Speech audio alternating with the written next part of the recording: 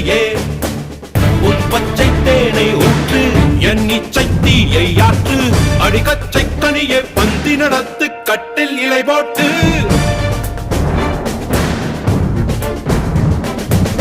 அறிமா அறிமா நானோ 1000 அறிமா